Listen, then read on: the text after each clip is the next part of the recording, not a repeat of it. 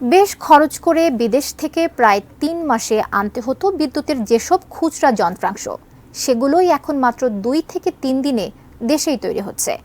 একই সঙ্গে সময়, অর্থ, শ্রম বাঁচিয়ে দেওয়া এমন এক উদ্ভাবনী জিতে নিয়েছে বিদ্যুৎ বিভাগের ইনোভেশন শোকেসিং এবারের সেরা পুরস্কার। রোববার বিকেলে শেষ হলো বিদ্যুৎ ভবনে আয়োজিত ২ দিনব্যাপী এই মেলা। ২৪টি উদ্বোধন এখানে প্রদর্শিত হয়। এটি সে 3D প্রিন্টার, যা বিদ্যুৎ প্রকল্পের কোনো যন্ত্রাংশ নষ্ট হয়ে গেলে, ভেঙে গেলে, লাইফ সাইকেল শেষ হয়ে গেলে বা গঠন বদলে গেলে তার মাপ দেখে বানিয়ে দিচ্ছে।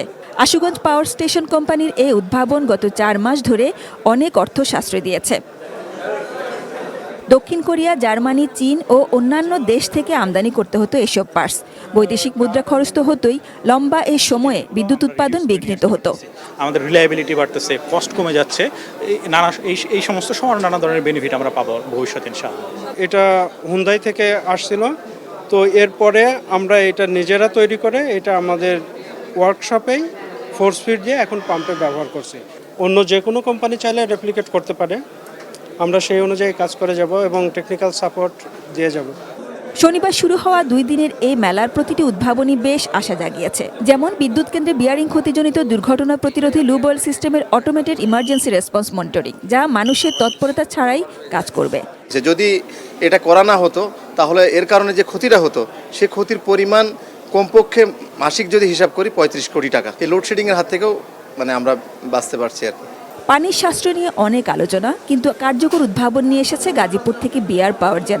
বৃষ্টির পানির সর্বোত্তম ব্যবহার এবং ব্যবহার্য পানির বারবার ব্যবহারের উপায় দেখাচ্ছেন তারা। এই জন্য খুব বেশি কস্টিংয়ের প্রয়োজন হয় তা কিন্তু না। প্রত্যেকটা বিল্ডিং যদি তাদের ইউজ করা পানিকে নিজেই রিসাইকেল করে তাহলে কিন্তু এই পানির উপর চাপটা কমে যায়। এই ওয়াশার, এই হ্যাসেলগুলি অনেক কিছুই দূর হয়ে যায়। কম থাকুক আর বেশি থাকুক, যতটুকু আমি বৃষ্টির পানি পেলাম ততটুকু তো ইউজ করতে পারলাম, এটা আমাদের তো সাশ্রয়ী হলো। এই উদ্ভাবনগুলোর মধ্য থেকে 6টিকে পুরস্কার দেওয়া হয়। বিদ্যুৎ বিভাগের সিনিয়র সচিব মোহাম্মদ হাবিবুর রহমান এসব উদ্যোগ অব্যাহত রাখতে বিদ্যুৎ কোম্পানিগুলোর প্রতি আহ্বান জানান। একটা ট্রেড নির্ভর জাতি, আমরা অন্যের প্রযুক্তি ব্যবহার করে তাদের সাথে কম্পিটিশন করে বিশ্ববাজারে টিকে থাকতে পাবো না। আমাদেরকে নিজস্ব প্রযুক্তি উদ্ভাবন করতে হবে, অথবা নিজের পক্ষে যে প্রযুক্তি আমরা ব্যবহার করি সেটার লোকাল কাস্টমাইজেশন করতে হবে। তো সাজিদা সুইটি, এটিএন নিউজ, ঢাকা।